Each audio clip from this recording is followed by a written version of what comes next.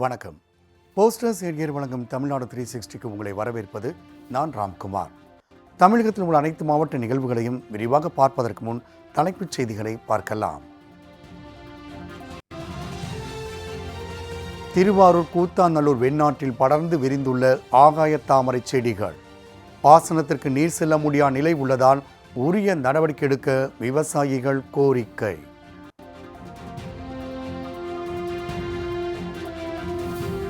Buckingham கால்வாயில் பாதுகாப்பு உபகரணங்கள் இன்றி தூர்வாரும் பணியாளர்கள். மாலை முரசு செய்தியாளர் எழுப்பிய கேள்விக்கு ஓட்டம் பிடித்த பணியாளர்.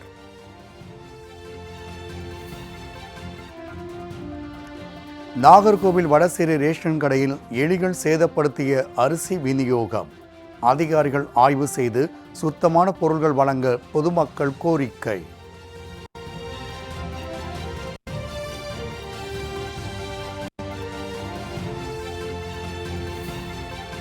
தென்காசியில் முறையாக குடிநீர் வழங்கப்படவில்லை என பொதுமக்கள் புகார். பாதிக்கப்பட்ட மக்கள் வீடுகளில் கருப்பு கொடி கட்டி போராட்டம் நடத்த முடிவு.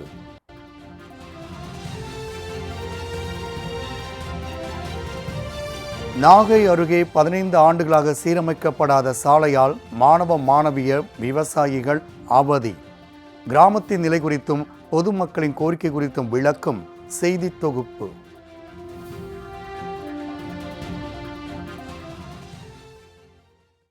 கூத்தாநல்லூர் வெண்ணாற்றில் ஆகாய தாமரை செடிகள் நிறைந்துள்ளதால் பாசனத்திற்கு தண்ணீர் கிடைக்காத நிலை ஏற்படுவதோடு உயிரிழப்புகளும் ஏற்படுவதாக விவசாயிகள் குற்றம் சாட்டியுள்ளனர். மேட்டூர் அணைந்து காவிரி டெல்டா பாசனத்திற்காக கடந்த ஜூன் 12ஆம் தேதி தண்ணீர் திறக்கப்பட்ட நிலையில் திருவாரூர் மாவட்டம் கூத்தாநல்லூர் வெண்ணாற்றில் ஆகாய தாமரை செடிகள் படர்ந்து விரிந்துள்ளதால் விளைநிலங்களுக்கு நீர் செல்ல முடியாத நிலை ஏற்பட்டுள்ளதாக அப்பகுதி விவசாயிகள் புகார் தெரிவிக்கின்றனர். மேலும் மேட்டூர் அணை நீர் திறப்பதற்கு முன்பாகவே நீர்நிலைகளை தூர்வாரி சுத்தம் செய்ய வேண்டும் என விவசாயிகள் கோரிக்கை விடுத்தும் வெண்ணாற்றில் பல கிலோமீட்டர் தூரம் வரை ஆகாய தாமரைகள் படர்ந்து விரிந்துள்ளதால் தண்ணீர் பாய்ந்து செல்ல முடியாமல் தேக்கமடைந்துள்ளது. இதனால் விளைநிலங்கள் நீரின்றி பாதிக்கப்படும் நிலை ஏற்பட்டுள்ளது என்றும் கடந்த 2 தினங்களுக்கு முன்பாக பாய்க்கார திருப்பாலத்தின் அருகே குளிக்கச் சென்ற மீன் வியாபாரி ஒருவர் ஆகாய தாமரை சிக்கி வெளியில் வர முடியாமல் நீரில் மூழ்கி உயிரிழந்ததாகவும் அப்பகுதி மக்கள் தெரிவித்துள்ளனர்.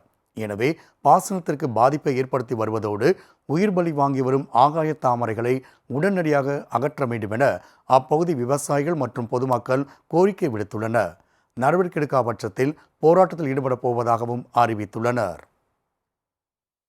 கூத்தாநல்லூர் பாலத்தில் அந்த ஆகாய தாமரை பாருங்க சுத்தமாக பிளாக் பண்ணி வச்சிருக்கு.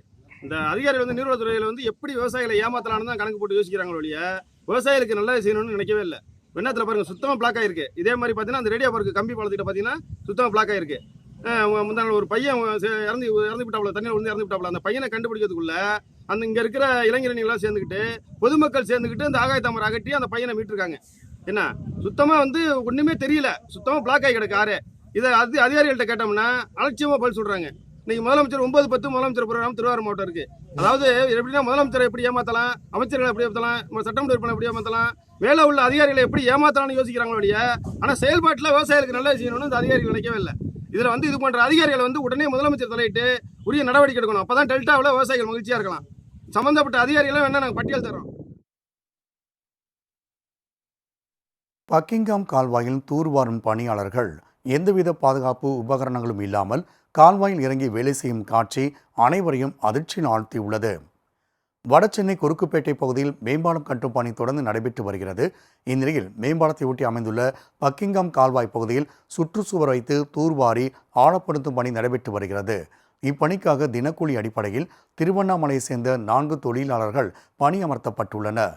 இவர்கள் கால்வாயில் இறங்கி வேலை செய்து வரும் நிலையில் இவர்களுக்கு கையுறை, காலணி மற்றும் மாஸ்க் போன்ற எந்த பாதுகாப்பு உபகரணங்களும் வழங்கப்படாமல் பாதுகாப்பற்ற சூழலில் கழிவுநீரில் இறங்கி பணியாற்றி வருகின்றனர்.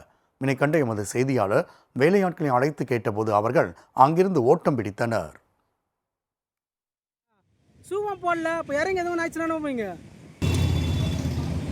சார் கை கிளாஸ்லாம் உங்களுக்கு கொடுக்கலையா?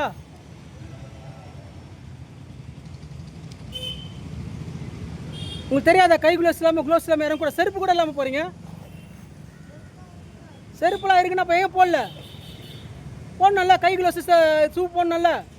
சார் உங்கள் பாதுகாப்பு நீங்கள் தானே சார் பார்க்கணும். அதிகாரியை விட்டுருங்க சார். உங்கள் குடும்பத்தை யார் பாப்பா? ஏதோ ஒன்று ஆயிடுச்சுன்னா அதிகாரி வந்து பார்ப்பாருங்களா? சொல்லுங்கள். பின்னர் அதிகாரிகளிடம் இவர்களுக்கு பாதுகாப்பு உபகரணங்களை வழங்கவில்லையே, வழங்கிய உபகரணங்களை அவர்கள் பயன்படுத்தவில்லையா என கேள்வி எழுப்பினர். இதனால் ஊழியர்கள் மற்றும் அதிகாரிகள் அங்கிருந்து வேகமாக கடந்து சென்றனர். மழைக்காலங்களில் தொற்றுநோய் பரவி வரும் நிலையில் இதுபோன்ற பாதுகாப்பு உபகரணங்கள் இன்றி கழிவு நீரில் வேலை செய்வதை தடுக்க உரிய நடவடிக்கை எடுக்க வேண்டும் என சமூக ஆர்வலர்கள் வலியுறுத்தியுள்ளனர்.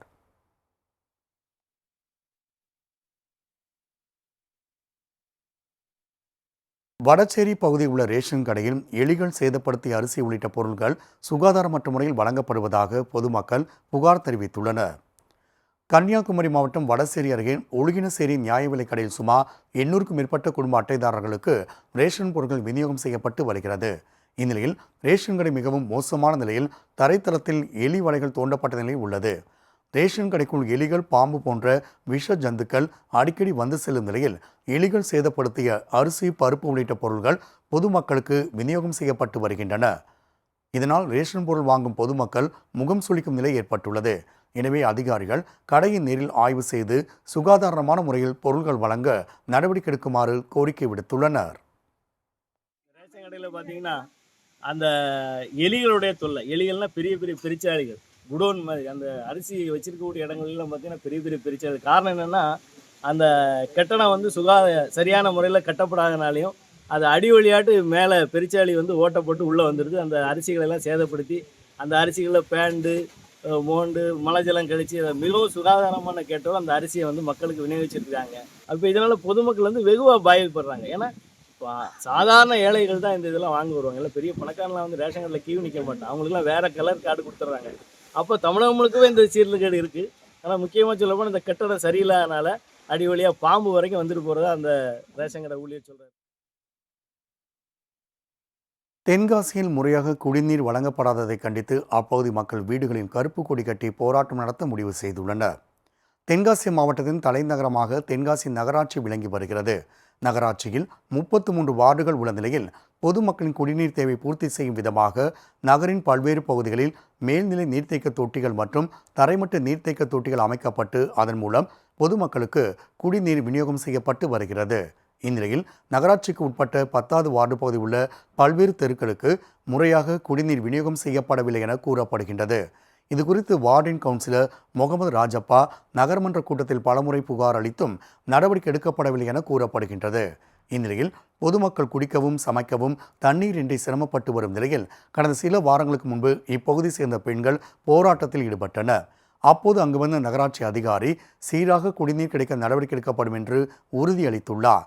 ஆனால் நடவடிக்கை எடுக்காத நிலையில் வீடுகளில் கருப்பு கொடி கட்டி போராட்டத்தில் ஈடுபட உள்ளதாக அப்போது மக்கள் எச்சரிக்கை விடுத்துள்ளனர். அத்துடன் இம்மாதம் நடைபெறவிருக்கும் நகரமன்ற கூட்டத்தின் போது கவுன்சிலர் தலைமையில் போராட்டத்தில் ஈடுபட உள்ளதாகவும் தெரிவித்துள்ளனர். சங்கராபுரம் அருகே பல்வேறு கிராமங்களில் பயிரிட்டிருந்த மரவள்ளிக்கிழங்கு செடிகளில் செம்பேன் நோய் தாக்குதல் ஏற்பட்டுள்ளதால் விவசாயிகள் கவலை அடைந்துள்ளனர். கள்ளக்குறிச்சி மாவட்டம் சங்கராபுரம் அருகே கொசப்பாடி, மயிலம்பாறை, எஸ்குளத்தூர், பெரிய கொள்ளியூர் உள்ளிட்ட பல்வேறு கிராமங்களில் சுமார் 500 ஏக்கர் பரப்பளவில் மரவள்ளிக்கிழங்கு பயிரிடப்பட்டுள்ளது. சொட்டு நீர் பாசனம் மூலம் பயிரிடப்பட்டுள்ள மரவள்ளிக்கிழங்கு செடிகளில் அதிக வெயில் மற்றும் பருவநிலை மாற்றம் காரணமாக செம்பேன் நோய் தாக்குதல் ஏற்பட்டுள்ளதால் விவசாயிகள் கவலை அடைந்துள்ளனர். நோய் தாக்குதல் காரணமாக இலைகள் சுருங்கியும் வெள்ளை நிறத்திலும் மாறி வருகிறது. இதனால் கவலை அடைந்துள்ள விவசாயிகள் கடன் வாங்கி பயிரிட்ட நிலையில் அரசு மானிய விலையில் மருந்து வழங்கினால் மட்டுமே செடிகளை காப்பாற்ற முடியும் என கோரிக்கை விடுத்துள்ளனர். நாங்கள் இது மாதிரி 2 ஏக்கர் குச்சி நடவு பண்ணியிருக்கோம். இது மாதிரி செம்பேன் தாக்குதல் வந்ததுனால நாங்கள் 4 டைம் மருந்து அடிச்சிட்டோம். கிட்டத்தட்ட 40,000 செலவு பண்ணியிருக்கோம். பயிர் லோன் வாங்கி தான் நாங்கள் இதை பண்ணியிருக்கோம். இது எப்படி நாங்கள் முதலீடு பண்ண போகிறோம்னு தெரியல. இதுக்கு எதனாச்சும் கவர்மெண்ட் பார்த்து எங்களுக்கு தக்க உதவி செய்யணும். மருந்து இது மாதிரி இலவசமாக கொடுத்து இது மேலும் தாக்காத மாதிரி எதனா எங்களுக்கு உதவி செஞ்சால் நல்லாயிருக்கும். திருவள்ளூர் பகுதியில் சாலையில் சுற்றித் திரிந்த மாடுகளை நகராட்சி ஊழியர்கள் பிடிக்கும் பணியில் ஈடுபட்ட நிலையில் மாடுகள் மிரண்டு ஓடியதால் பரபரப்பு ஏற்பட்டது. திருவள்ளூர் மாவட்டம் சென்னை திருப்பதி தேசிய நெடுஞ்சாலை மாடுகள் கேட்பாரற்று சுற்றித் திரியும் நிலையில் அவைகளால் விபத்துகள் அதிகரித்து வருவதாக புகார் எழுந்தது. இதனைத் தொடர்ந்து திருவள்ளூர் மாவட்ட ஆட்சியர் உத்தரவின் பேரில் நகராட்சி ஊழியர்கள் சாலையில் கேட்பாரற்று சுற்றித் திரியும் மாடுகளை பிடிக்கும் பணியில் ஈடுபட்டனர். மாடுகளை பிடிக்க முற்பட்டபோது அவர்கள் திமிரிக்கொண்டு ஓடி சாலையில் பொதுமக்களிடம் சஞ்சமடைந்ததும் மார்க்கெட் மற்றும் பூங்காவிற்குள் புகுந்து பணியாளர்களுக்கு போக்கு காட்டியது காண்போரை அச்சத்திலும் நகைப்பிலும் ஆழ்த்தியது. மாடுகளை பிடித்து வாகனத்தில் ஏற்றிச் செல்ல ஊழியர்கள் படாத பாடுபட்ட நிலையில் மாடுகள் அச்சத்தில் மிரண்ட காட்சி பரிதாபத்தை ஏற்படுத்தியது. மாடுகளை வளர்ப்போர் அவற்றை முறையாக பராமரிக்காததால் மாடுகள் சிரமத்திற்குள்ளாகும் காட்சி காண்போரை சோகத்தில் ஆழ்த்தியது. திருத்தணியில் அரசு பள்ளி மாணவர்கள் அடிதடி வழக்கில் சிக்கி தவறான வழியில் செல்ல வேண்டாம் என்றும் பேருந்துகள் தொங்கிக் கொண்டு பயணம் செய்ய வேண்டாம் என்றும் காவல்துறையினர் அறிவுரை வழங்கியுள்ளனர். திருவள்ளூர் மாவட்டம் திருத்தணி காந்தி சாலையில் டாக்டர் ராதாகிருஷ்ணன் அரசின் ஆண்கள் மேல்நிலைப் பள்ளி செயல்பட்டு வருகிறது. 6ஆம் வகுப்பு முதல் 12ஆம் வகுப்பு வரை உள்ள இப்பள்ளியில் சுற்றுவட்டார கிராமங்களைச் சேர்ந்த ஏராளமான மாணவர்கள் பயின்று வருகின்றனர். இந்நிலையில் பள்ளி மாணவர்கள் மோதலில் ஈடுபடுவதை தடுக்கும் விதமாக காவல்துறை சார்பில் விழிப்புணர்வு நிகழ்ச்சி நடைபெற்றது. இதில் திருத்தணி காவல்நிலைய ஆய்வாளர் மதியரசன் பங்கேற்று மாணவர்களுக்கு பல்வேறு அறிவுரைகளை கூறினார். அரசு பள்ளி மாணவர்கள் அடிதடி வழக்குகள் சிக்க வேண்டாம் என்றும் வழக்குகள் பதியப்பட்டால் அதனால் மாணவர்களுக்கு ஏற்படும் பாதிப்புகள் குறித்தும் எடுத்துரைத்தார். அத்துடன் தவறான பழக்க வழக்கங்களால் வாழ்க்கையை சீரழித்துக் கொள்ள வேண்டாம் என்றும் பேருந்து பணியில் தொங்கிச் செல்வதால் ஏற்படும் பாதிப்புகள் குறித்தும் மாணவர்கள் மத்தியில் எடுத்துரைத்து விழிப்புணர்வை ஏற்படுத்தினார். உள்ளார போகிறான் தாளகட்டுக்காரன், அதில் போய் அவன் அண்ணன் ஃபோன் பண்ணி சொல்கிறான், அங்கே ஒரு பிரச்சனை ஆகிட்டு இங்கேருந்து அங்கே அடிக்க போகிறான், அங்கேருந்து இங்கே அடிக்க போகிறான். 2 பஸ்ஸை கண்ணாடி உடச்சிட்டாங்க, பாரதி பஸ். பண்ணிட்டு போகிறவங்க மேலே தான் நடவடிக்கை. ஓகே, அதனால் உங்களை ரொம்ப சின்சியராக பார்த்துக்காங்க. தான் நீங்கள் அதை விட்டுட்டு படிக்காமல் அப்படி ஜாலியாக சுற்றுறது நினச்சிக்கலாம். லைஃப்பில் கடைசி வரைக்கும் தெரிஞ்சுட்டு இருக்கு. நேற்று உங்கள் ஸ்கூலில் ஒரு சண்டை இருந்ததுன்னா ஸ்கூலில் முடிஞ்சிருந்தா உங்கள் பசங்களுக்குள்ள பிரச்சனை. அதுக்காக உங்களுக்கு அன்பா சொன்னா கேட்க மாட்டீங்கன்னு எங்களுக்கு தெரியும். அடுத்த கட்டம் இனிமே வந்து கிளாஸில் யார் 10 பேர் இருக்குங்கிறத நோட். அதுக்காக ஸ்கூலுங்க கடையில் இப்போ வச்சுக்கூடாது. சென்னை ஏர்போர்ட்டில் ஸ்பீக்கர் கூட்டுறாங்கன்னு அந்த வேலைக்கு போனாலும் போலீஸ் சர்டிஃபிகேட் கேட்குறேன். நல்லவங்களா கெட்டவங்களா கேஸ் இருக்கா இல்லையா இருக்கு, பாஸ்போர்ட் எடுக்க முடியாது. தேவக்கோட்டை அருகே சாலை வசதி அமைத்து தர வலியுறுத்தி கிராம மக்கள் நெடுஞ்சாலையில் மறியல் போராட்டத்தில் ஈடுபட்டனர். சிவகங்கை மாவட்டம் தேவக்கோட்டை அருகே அமைந்துள்ள பருத்தியூர் கிராமத்தில் ஆதி திராவிட குடியிருப்பு அமைந்துள்ளது. இங்கு 30க்கும் மேற்பட்ட குடும்பங்கள் வசித்து வருகின்றன. இப்பகுதி மக்களுக்கு சாலை வசதி இல்லாத நிலையில் கடந்த 30 ஆண்டுகளாக அப்பகுதியில் உள்ள பட்டா நிலங்கள் வழியாக உரிய அனுமதியோடு சென்று வந்தனர். இந்நிலையில் அங்கு புதிய சாலை அமைக்க ஊராட்சி நிர்வாகம் அனுமதி அளித்த நிலையில் ஒரு நபர் தனது பட்டா நிலத்தில் சாலை அமைக்க எதிர்ப்பு தெரிவித்து இரும்பு வேலி கொண்டு பாதையை அடைத்துள்ளார். இதனால் குடியிருப்பு பகுதிக்கு செல்லவோ அங்கிருந்து வெளியே வர முடியாமல் அப்பகுதி மக்கள் வீடுகளுக்குள்ளேயே முடங்கி கிடக்கும் நிலை ஏற்பட்டுள்ளது. குழந்தைகள் பள்ளிக்கு செல்லவோ பொதுமக்கள் பணிக்கு செல்லவோ முடியாத நிலையில் தங்கள் பகுதிக்கு முறையாக சாலை வசதி அமைத்து தர கோரி அப்பகுதி மக்கள் திருச்சி ராமேஸ்வரம் தேசிய நெடுஞ்சாலையில் மறியலில் ஈடுபட்டனர். இதனால் போக்குவரத்து பாதிக்கப்பட்ட நிலையில் தேவக்கோட்டை காவல் கண்காணிப்பாளர் பொதுமக்களுடன் பேச்சுவார்த்தையில் ஈடுபட்டார். போஸ்டர்ஸ் என்கிற தமிழ்நாடு 360 அடுத்து வருவது உங்கள் ஊர் நிகழ்வுகளை விரைவாக வழங்கும் உள்ளூர் எக்ஸ்பிரஸ்.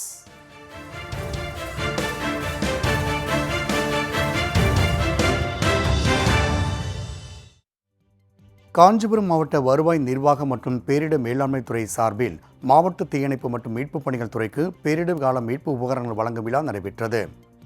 மாவட்ட ஆட்சியர் வளாகத்தில் நடைபெற்ற இவ்விழாவில் மாவட்ட ஆட்சியர் கலைச்செல்வி பங்கேற்று ஆப்தமித்ரா திட்டத்தின் கீழ் 18,50,000 ரூபாய் மதிப்பிலான மோட்டார் ரப்பர் விசைப்படகு, GPS கருவி உள்ளிட்ட 30 வகையான பேரிடர் கால மீட்பு உபகரணங்களை வழங்கினார். மதுரை மாவட்டம் திருப்பரங்குன்றத்தில் அமைந்துள்ள சுப்பிரமணிய சுவாமி திருக்கோவிலில் பூர்வாங்க பூஜைக்காக புனித நீரெடுக்கும் வைபவம் வெகு சிறப்பாக நடைபெற்றது. சுப்பிரமணிய சுவாமி திருக்கோவில் கும்பாபிஷேக விழாவை முன்னிட்டு யாகசாலை பூஜைகள் தொடங்குவதற்காக சரவண பொய்யிலிருந்து புனித நீர் வெள்ளி கலசங்கள் எடுக்கப்பட்டது. தொடர்ந்து வெள்ளி கலசங்கள் திருவாவடுதுறை ஆதீனத்திற்கு சொந்தமான மாயூரநாதர் கோவில் யானை மேல் வைக்கப்பட்டு ஊர்வலமாக கொண்டு வரப்பட்டு கோவிலை வந்தடைந்தது. வருகிற 14ஆம் தேதி சுப்பிரமணிய சுவாமி திருக்கோவிலின் கும்பாபிஷேக விழா நடைபெற உள்ளது குறிப்பிடத்தக்கது.